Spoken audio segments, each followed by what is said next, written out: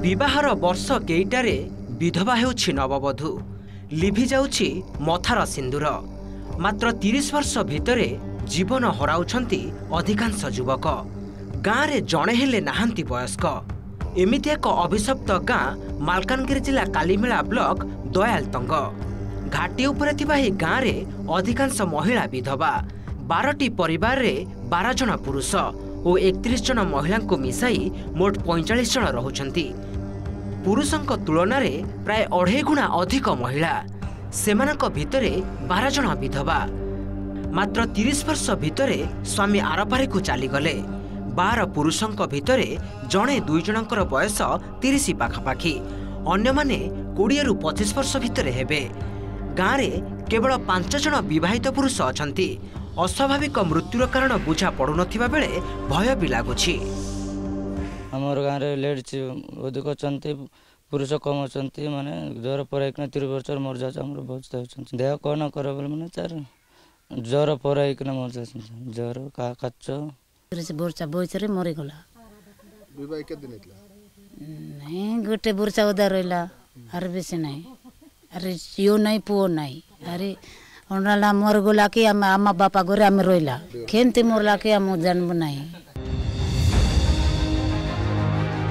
पहाड़ उपरे आंध्र सीमा को लगी रही दयालतंग गाँ। एठारे कोंडारेडी संप्रदायर लोक बसवास करुछंती। मृत्युर कारण जानि न पारि भाग्य को आदरी पड़ी रहिछंती लोके। डाक्तरंक मतरे एई अंचल घाटी उपरे अछि। गमनागमन असुविधारु रोग हेले एमाने डाक्तरंकर परामर्श नै पारु नाहंती।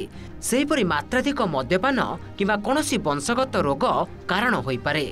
गाँव रे पहुंची विभिन्न नमूना संग्रह करी जांच कले प्रकृत कारण जना पड़िबो। रोग किछि होला से जो डायग्नोसिस न करी ठीक माने मेडिकल चिकित्सा न पाई परथबे तादर भी डेथ होई पारे। आ जदि मद पद पिया पी कले कि देसी तांगर मद यूज कले तादर भी तांगर आयुष्य भी कमी जाय पारे। लिवर फेवर खराब होगी डेथ हो जाय पारे। आ थर्ड कॉज रे अछि हमर कि जेनेटिक डिजीज अछि जा द्वारा कि तादरे कम बयस रे डेथ हुए। एरा सब से फील्ड की जाएंगी ब्लड फ्लड नमूना टेस्ट कला परे डायग्नोसिस कला परे एक्चुअली कॉस्टा जना पड़िबो। दयालतंग गाँव पंचायतर दूरता 20 किलोमीटर। सदर महकुमा को जीवाकू कौनसी व्यवस्था नहीं। समस्या घेर रे जीवन बिताउछंती गाँ लोके। घाटी उपर गाँ दयालतंग। एठी पुरुषक अपेक्षा महिला संख्या 3 गुण।